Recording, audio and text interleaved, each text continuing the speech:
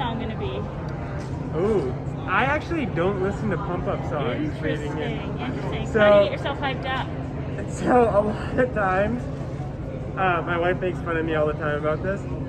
I'll listen to like some really nerdy podcast and like zen out as opposed to like get pumped up before. Do you like contemplate the podcast later on?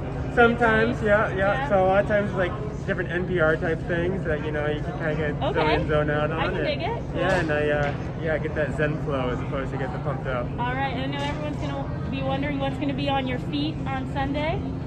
Yep.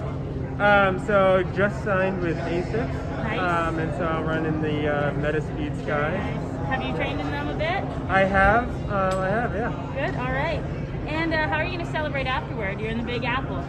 Oh, we'll see. So my wife and my 3-month-old are coming down on Saturday night to be able to be here for the race. And it'll be his first time outside of, New Hampshire. And so we'll see how much we'll be able to do. Fair enough. We have big headphones for him, so try to muffle out all the city noise. So he's not too worried, but we'll see. There might be some meltdowns. Well, this is a fun way to have a little family vacay, I guess. Yep. All right. So last question, because I am from Canada, so we all want to know: have you ever tried poutine or curling? I have tried both. Okay. And thoughts? So. Kevin Martin and Guy Hemmings, when they were having their big battle back in, early 2000s, I got real into curling. Okay. So I followed curling very closely for quite a while. Yep. And so I've been able to do it a few times. I think it's a lot of fun. I would love to be able to do it more. I think it's such a cool sport and event. Cheese curds on fries and gravy, not as big of a fan, but curling, I'm a huge fan of. It's an acquired taste. Yeah. Well, thank you so much, and good luck on Sunday. Oh, thank you. Great. So Ben, ASICS deal, congratulations. Thank you. Being sponsored again. How did that come together? When did that come together? It really came together last week and a half.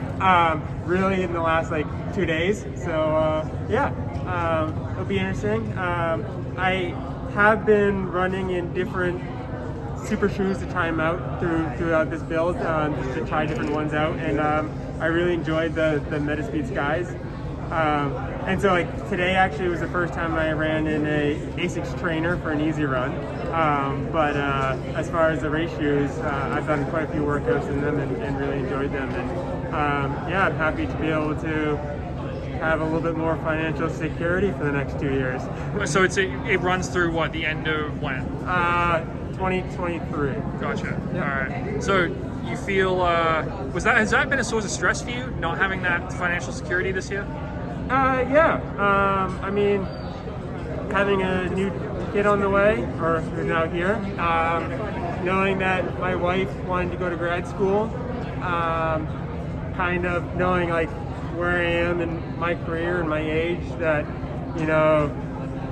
if I weren't able to get some sort of financial security, that going after only prize money and appearance money and that sort of thing works until that first injury, and then there's nothing you can do. And so knew that probably would have to find a job just so that I have a family to support. So luckily this will allow me to keep running for a little bit longer. So I'm quite happy about that. Would you have retired or would you have tried to balance work full time if you didn't get this deal? That's a hypothetical, so you never know. I probably would have tried working and running at the same time, but knowing me, that probably would have burnt me out. But it's hypothetical. So first marathon. Yeah. You feeling ready? I'm excited.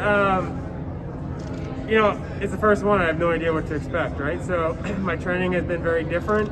Training has been going well. I've been feeling good running, but I don't know what that translates to because I've never done the marathon before.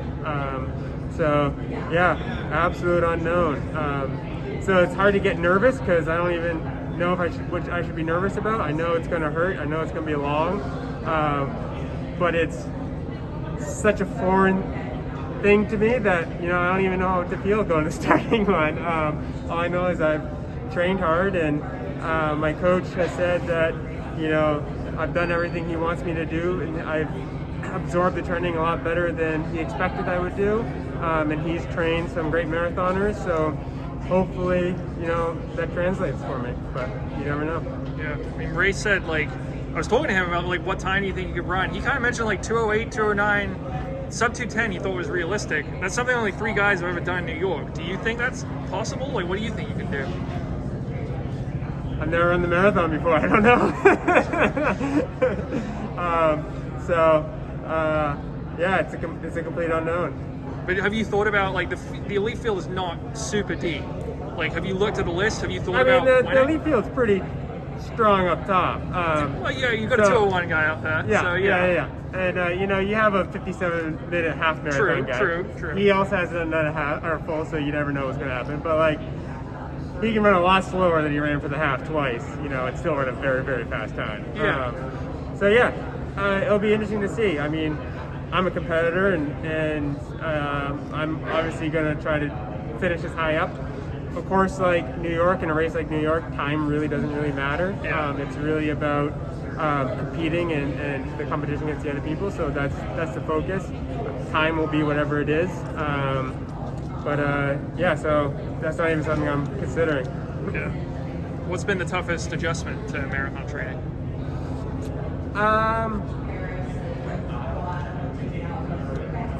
To be honest with you, with marathon training, this is another thing that kind of worries me.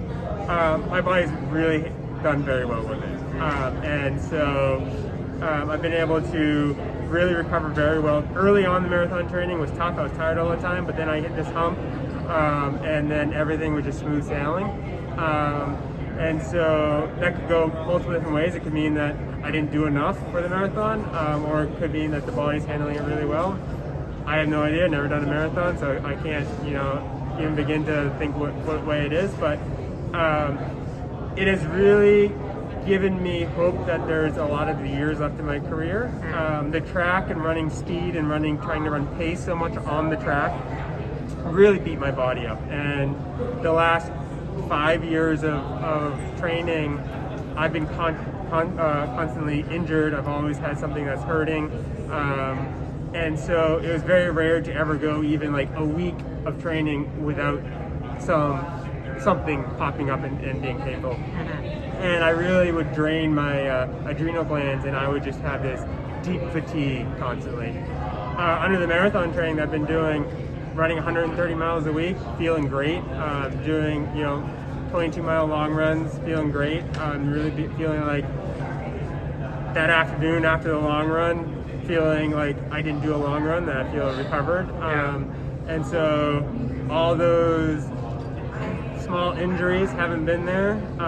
And so my body just really has taken to the slightly slower, slightly higher volume training. And it showed. I mean, I raced well in the 20K off of it, so I think I can still race shorter distances well off of it. Time will tell how the marathon will go off of it. Is it surprising to you? Because when you were on the track, you pretty famously, you liked the 5K a lot. You were not a big fan of the 10K. Most people would not assume, if you're not a fan of the 10K, that you'd then move up to the marathon. So how do you explain that? I don't know. Yeah. I think the body just started clicking with 440 to 5-minute range stuff and pace stuff, and the body just really handled that really well. It's all that stuff when you'd go much quicker that the body would break down on. And I think just doing a lot of that threshold work really bode well for me. I wanted to ask about the contract thing again, because until today, you and Noah Droddy, you were two of the top guys in the field, and both of you until today were sort of unsponsored. What does that say about the financial health of the sport, or the elite side of the sport with contracts? Hopefully it means good things. It's really cool to see companies. I know Noah just signed with Salomon. It's cool to see companies that are coming into the running. They've always been in the running market, but coming into the road running market. And so it's always nice when you see those new companies. Like On came in a couple of years ago, sponsored the big group out in Boulder. They've done great success. And so hopefully it shows that, you know, the success of those athletes and those companies show that more companies can come in, and the more companies that come in, I think it's only better for everybody. So I'm happy to sign with ASICS. They're starting to come back more into the road in the U.S. They've been kind of out of it for a while, at least in the men's side of things. And so, happy to do it.